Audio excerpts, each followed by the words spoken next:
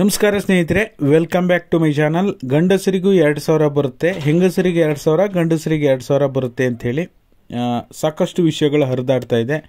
ಅದರ ಜೊತೆಯಲ್ಲಿ ಗೃಹಲಕ್ಷ್ಮಿ ಮಾದರಿಯಲ್ಲೇ ಗಂಡಸರಿಗೂ ಹಣ ಬರುತ್ತೆ, ಮತ್ತೆ ಗೃಹಲಕ್ಷ್ಮಿಗೆ 2000 ಇರೋದು 4000 ಬರುತ್ತೆ. ಹೀಗೆ ಸುದ್ದಿಗಳು ಹರಿದಾಡ್ತಾ ಇದೆ.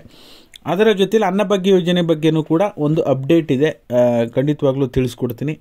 ಯಾರೆಲ್ಲ ವಿಡಿಯೋ ನೋಡ್ತಾ ಇದ್ದೀರಾ ಪೂರ್ತಿ ವಿಡಿಯೋನ ನೋಡಿ. ನೀವೇನಾದರೂ ಹೊಸದಾಗಿ ನಮ್ಮ ಚಾನಲ್ ನೋಡ್ತೀರಾ ಅಂದರೆ ಸಬ್ಸ್ಕ್ರೈಬ್ ಮಾಡ್ಕೊಳ್ಳಿ. ಹಾಗೆ ಎಲ್ಲರೂ ವಿಡಿಯೋಕ್ಕೊಂದು ಲೈಕ್ ಕೊಡೋ ಮೂಲಕ ಸಪೋರ್ಟ್ ಮಾಡಿ, ಓಕೆನಾ.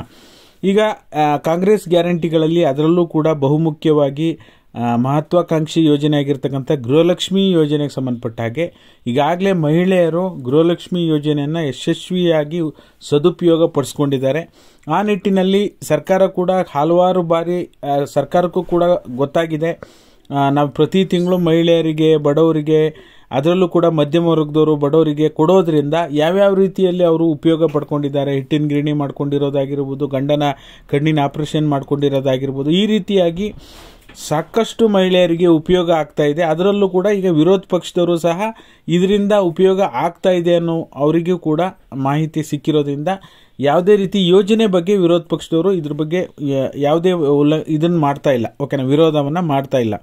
ಆದರೆ ಏನಿದು ಊಹಾಪೋಹ, ಗಂಡಸರಿಗೂ 2000 ಸಿಗುತ್ತಾ, ಏನಿದು ಅಂತ ನೋಡೋದಕ್ಕೆ ಹೋದರೆ, ಈ ಸುದ್ದಿ ಎಲ್ಲಿಂದ ಶುರುವಾಯಿತು ಅಂತ ನೋಡೋದಕ್ಕೆ ಹೋದರೆ, ಈಗ ವಿಧಾನಸೌಧದಲ್ಲಿ ಈಗ ಚರ್ಚೆ ನಡಿಬೇಕಾದ್ರೆ ಮಹಿಳೆಯರಿಗೆ ನಾವು ಈ ರೀತಿ 2000 ಕೊಡ್ತಾ ಇದ್ದೀವಲ್ಲ, 2028ಕ್ಕೆ ನಾವು ಅಧಿಕಾರ ಬಂದರೆ ಪುರುಷರಿಗೂ ಕೂಡ ನಾವು 2000 ರೂಪಾಯಿನ ಕೊಡ್ತೀವಿ ಅಂತೇಳಿ ಒಬ್ಬ ಶಾಸಕರು ಹೇಳಿರೋದಷ್ಟೇ.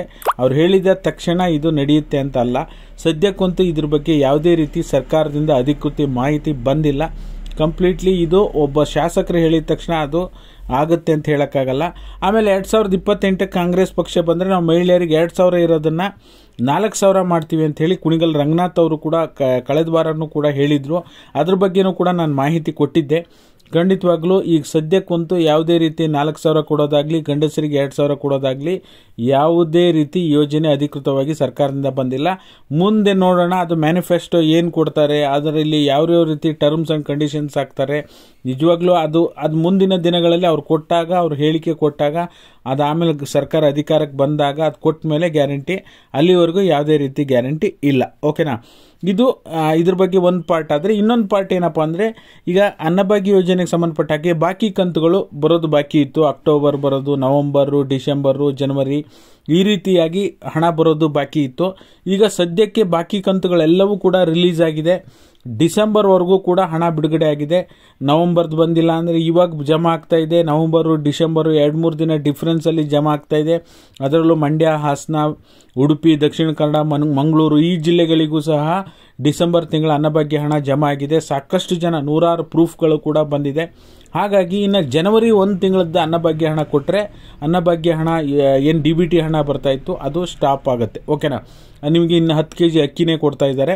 ಇದು ಶಾಶ್ವತವಾಗಿ ಮುಂದುವರಿಯುತ್ತೆ. ಸದ್ಯಕ್ಕಂತೂ DBT ನಿಮಗೆ ಅಂತ ನಾವು ಭಾಳ ದಿನಗಳಿಂದ ಹೇಳ್ತಾ ಇದ್ವಿ, ಅದೇ ರೀತಿ ಮುಂದುವರೆದಿದೆ. ಬಟ್ ಬಹುಜನರ ಆಸೆ ಇದ್ದಿರೋದು ಅನ್ನಭಾಗ್ಯ ಯೋಜನೆ ಅಡಿ 5 kg ಅಕ್ಕಿ ಸಾಕು, ನಮಗೆ 5 kg ದುಡ್ಡೇ ಕೊಟ್ಟಿದ್ರೆ ಚೆನ್ನಾಗಿತ್ತು ಅಂತೇಳಿ ಸಾಕಷ್ಟು ಜನ ಕಮೆಂಟ್ ಮಾಡಿ ತಿಳಿಸಿದ್ದಾರೆ. ಬಟ್ ಸಮಯಕ್ಕೆ ಸರಿಯಾಗಿ ಹಣ ಬರದೇ ಇರೋದ್ರಿಂದ ಅಟ್ಲೀಸ್ಟ್ 10 kg ಅಕ್ಕಿ ಕೊಟ್ಟರೆ ಎಲ್ಲರಿಗೂ ಸಿಗುತ್ತೆ, ಅದಂತೂ ಮೋಸ ಆಗೋದಿಲ್ಲ, ಓಕೆನಾ. ಆಮೇಲೆ ಜನವರಿ ತಿಂಗಳ ಹಣ ಯಾವಾಗ ಜಮಾ ಆಗುತ್ತೆ? ಈಗ ಡಿಸೆಂಬರ್ವರೆಗೂ ಹಣ ಬಿಡುಗಡೆಯಾಗಿ ಜಮಾ ಆಗ್ತಾ ಇದೆ. ಜನವರಿ ತಿಂಗಳದ್ದು ಯಾವಾಗ ಬರುತ್ತೆ ಅಂತ ನೋಡೋದಕ್ಕೆ ಹೋದರೆ, ನಿಮಗೆ ಇದು ಮುಗಿತಿದ್ದಾಗೆ ಏಪ್ರಿಲ್ ಫಸ್ಟ್ ವೀಕಲ್ಲಿ ಜನವರಿ ತಿಂಗಳ ಅನ್ನಭಾಗ್ಯ ಹಣ ಕೂಡ ಬಿಡುಗಡೆ ಮಾಡ್ತೀವಿ ಅಂತ ಈಗ ಆಲ್ರೆಡಿ ಮಾಹಿತಿ ಸಿಕ್ಕಿದೆ.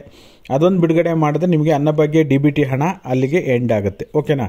ಇದು ಓವರಾಲ್ ನಾನು ನೋಡೋದಕ್ಕೆ ಹೋದರೆ ಗಂಡಸರಿಗೆ 2000 ಕೊಡುವಂಥ ಅವಶ್ಯಕತೆ ಇಲ್ಲ. ಯಾಕೆಂದರೆ ಈಗ 5 ಗ್ಯಾರಂಟಿಗಳಿಂದ ರಾಜ್ಯ ಸರ್ಕಾರಕ್ಕೆ ಆರ್ಥಿಕವಾಗಿ ಹೊರೆ ಆಗ್ತಾ ಇದೆ. ಹಾಗಾಗಿ ಮಹಿಳೆಯರಿಗೆ 4000 ಕೊಡುವಂಥ ಅಗತ್ಯನೂ ಕೂಡ ಇಲ್ಲ. ಮಹಿಳೆಯರಿಗೆ 2000ನೇ ಕರೆಕ್ಟಾಗಿ ಪ್ರತಿ ತಿಂಗಳು ಒಂದು ದಿನಾಂಕ ಫಿಕ್ಸ್ ಮಾಡಿ ಕರೆಕ್ಟಾಗಿ 1 ತಿಂಗಳಾದಮೇಲೆ 1 ತಿಂಗಳು ಆ ರೀತಿಯಾಗಿ ಕರೆಕ್ಟಾಗಿ ಹಣ ಬಿಡುಗಡೆ ಮಾಡಿದರೆ ಸಾಕು ಅಂತ ನನ್ನ ಅಭಿಪ್ರಾಯ. ನಿಮ್ಗೇನು ಅನಿಸುತ್ತೆ ಕಮೆಂಟ್ ಮಾಡೋ ಮೂಲಕ ತಿಳಿಸಿ. ಇದಾಗಿತ್ತು ಈ ಕ್ಷಣದ ಮಾಹಿತಿ. ಲೈಕ್ ಮಾಡಿ, ಶೇರ್ ಮಾಡಿ, ಸಬ್ಸ್ಕ್ರೈಬ್ ಮಾಡಿ. ಏನು ಸರ್ ನೀವು ಸೋಷಿಯಲ್ ಮೀಡಿಯಾದಲ್ಲಿ ಅದು ಹರಿತಿದೆ ಇದು ಹರಿತಿದೆ ಅದ್ರ ಬಗ್ಗೆನೇ ಮಾತಾಡ್ತೀರಾ ಅಂತ, ಸೋಷಿಯಲ್ ಮೀಡಿಯಾದಲ್ಲಿ ಹರಿದಾಡೋ ವಿಷಯಗಳ ಬಗ್ಗೆನೂ ಕೂಡ ಕ್ಲಾರಿಟಿ ಕೊಡುವಂಥದ್ದು ನಮ್ಮ ಕರ್ತವ್ಯ. ಅದರ ಬಗ್ಗೆ ಮಾಹಿತಿ ಕೊಟ್ಟಿದ್ದೇನೆ. ಹಾಗಾಗಿ ಮತ್ತು ಅದರ ಜೊತೆಯಲ್ಲಿ ಈಗ ಏನೇ ಸರ್ಕಾರದಿಂದ ಅಪ್ಡೇಟ್ ಬಂದರೂ ಪ್ರೂಫ್ ಸಮೇತ ನಿಮಗೆ ಟೆಲಿಗ್ರಾಮ್, ವಾಟ್ಸಪ್ ಚಾನಲಲ್ಲಿ ಪ್ರೂಫ್ ಹಾಕಿರ್ತೀನಿ. ಎಲ್ಲರೂ ಕೂಡ ಜಾಯಿನ್ ಆಗೋದು ಮರಿಬೇಡಿ, ಓಕೆನಾ. ವಿಡಿಯೋ ನೋಡಿದ್ದಕ್ಕಾಗಿ ಧನ್ಯವಾದಗಳು. Thank you so much for watching.